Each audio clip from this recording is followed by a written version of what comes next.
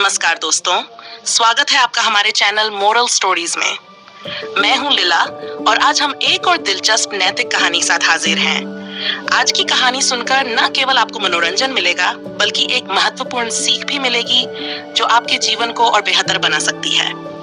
तो चलिए, बिना किसी देरी के शुरू करते हैं आज की कहानी। The ministry of time by Colin Bradley. एक विस्तृत सारांश।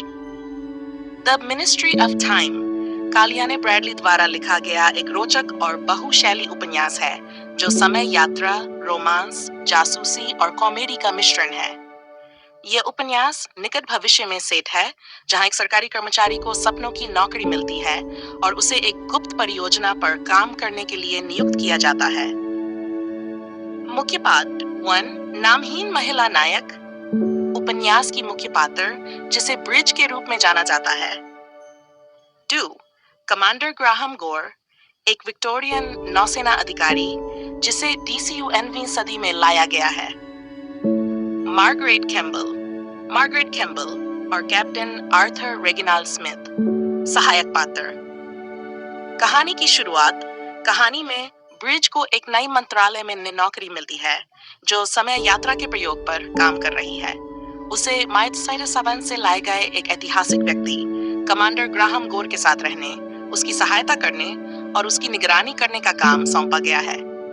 कमांडर गोर, जो आर्कटिक की एक असफल अभियान से संबंधित है, अपने नए परिवेश में समायोजित होने की कोशिश करता है, जबकि ब्रिज और गोर के बीच एक अप्रत्याशित और गहरा रोमांस पनपता है।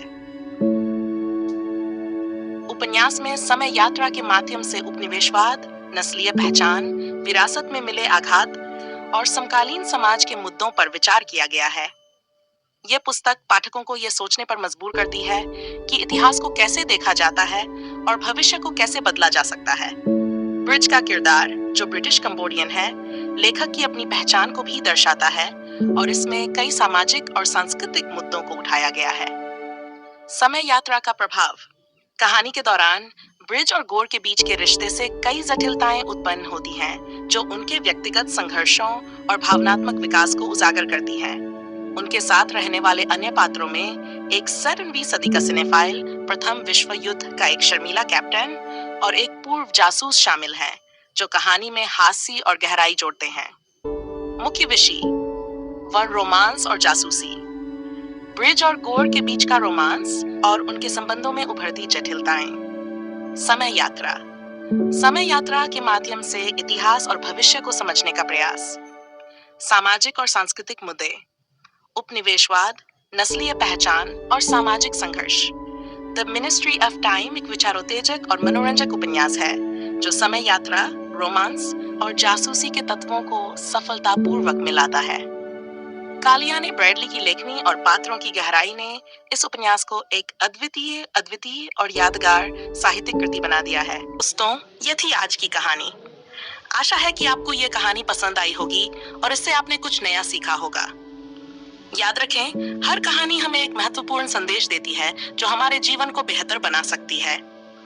अगर आपको हमारी ये कहानी पसंद आई हो तो कृपया हमारे चैनल को लाइक, शेयर और सब्सक्राइब करना न भूलें।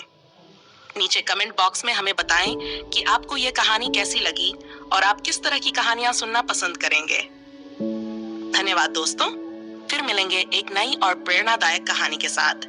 तब तक के लिए खुश रहिए, स्वस्थ रहिए और दूसरों की मदद करते रहिए। अलविदा।